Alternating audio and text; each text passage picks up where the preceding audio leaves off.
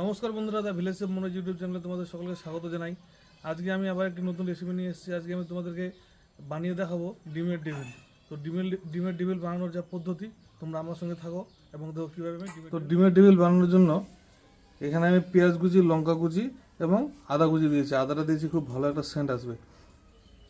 তো এখানে মোটামুটি আমি 2 চামচ করে নিয়ে নিয়েছি এবং আমি প্রথমে আলুগুলোকে সেদ্ধ করে নিয়েছিলাম। আলুগুলোকে সেদ্ধ করে নিয়ে ঠান্ডা হতে দিয়েছিলাম। অবশ্যই ঠান্ডা হতে দিতে হবে।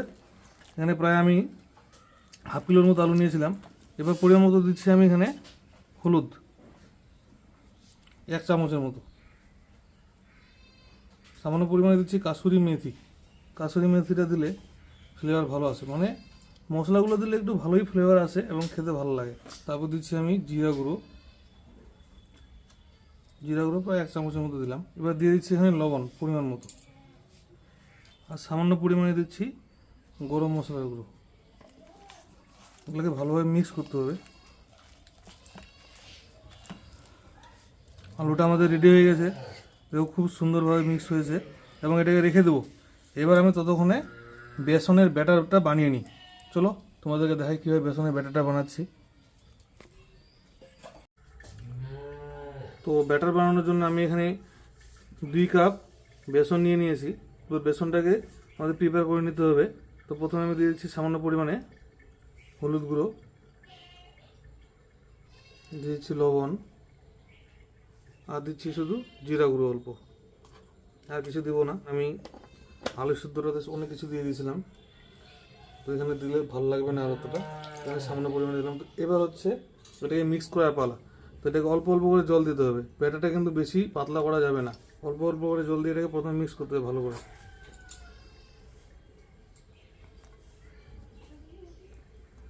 বেশি জল দিলে কিন্তু খুব ঘোলঘোলা হয়ে যাবে এবং ব্যাটারটা ভালো আসবে না। তো বন্ধুরা, আমরা সব কিছু রেডি করে নিয়েছি। এই যে ডিমগুলোকে অর্ধেকটা করে কেটে নিয়েছি। এই ডিমগুলোতে এবার আলু লাগাতে হবে। এই আলুর পেস্টটাকে ডিমগুলোতে লাগিয়ে দিতে হবে 2 সাইডেই। দেখুন কিভাবে লাগাবেন।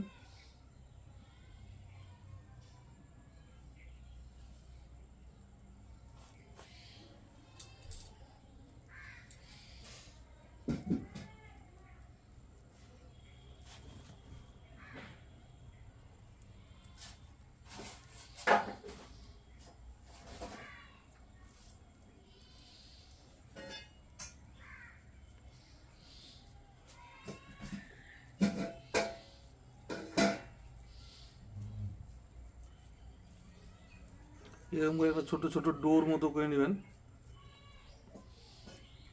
এগুলো কিন্তু দোকানগুলো থেকে অনেক আলাদা। দেখুন আমি কত সুন্দরভাবে ডোটা করে নিলাম। দোকানে কিন্তু এত বড় সাইজের দেবে না, দোকানের সাইজগুলো খুব ছোট ছোট, আর দোকানে এই অর্ধেকটা করে ডিম দেও না।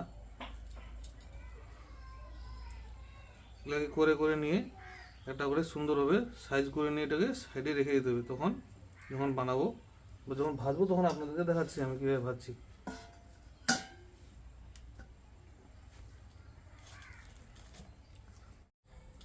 ডিমগুলোকে আমরা আলু দিয়ে খুব ভালোভাবে প্রিপেয়ার করে নিয়েছি। এবার হচ্ছে এটাকে আমরা বেসনের ব্যাটারটার মধ্যে চুয়াবো। এরকম হালকা হাতে চুয়াবেন, বেশি চাপবেন না, হালকা হাতে চুবিয়ে এরকম করে এবার গরম তেলের মধ্যে ছেড়ে দিতে হবে। গরম তেল আমরা তেল আগে দিয়ে রেখে দিয়েছিলাম।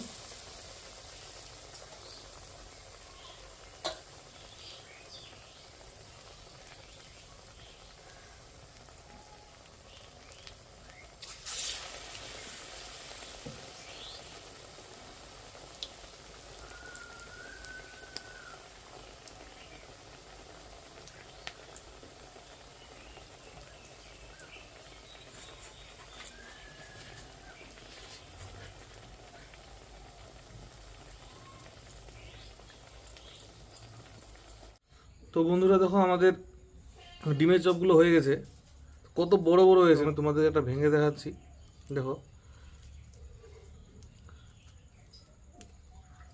এই যে উপরেরটা মুচমুচে এবং ভেতরটা কিন্তু খুব নরম। আলুর টেক্সচারটা খুব ভালো হয়েছে, খুব গরম করছে, হাত দেওয়া যাচ্ছে না। দেখো কত সুন্দরভাবে এসছে কালারটা, খুব সুন্দর হয়েছে এক কথায়। তো ঠিক আছে, তাহলে আজকে আসি, আবার একটা নতুন ভিডিও নিয়ে তোমাদের সঙ্গে খুব তাড়াতাড়ি দেখা হচ্ছে। আমার ভিডিওগুলো যদি তোমাদেরকে ভালো লাগে বন্ধুরা, তো অবশ্যই চ্যানেলটাকে আমার একটু সাবস্ক্রাইব এবং লাইক করে আমার পাশে থাকবে।